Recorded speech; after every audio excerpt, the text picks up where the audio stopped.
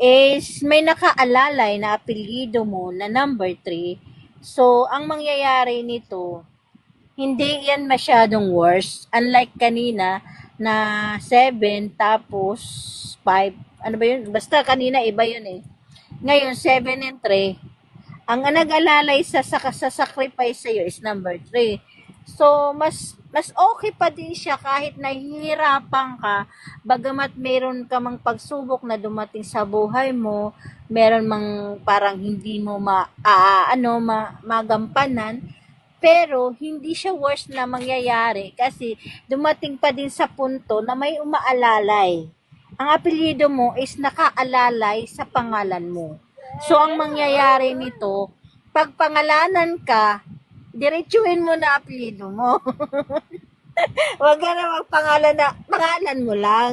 Sabihin mo, hoy, tawagin mo na lang apelyido ko, imbis na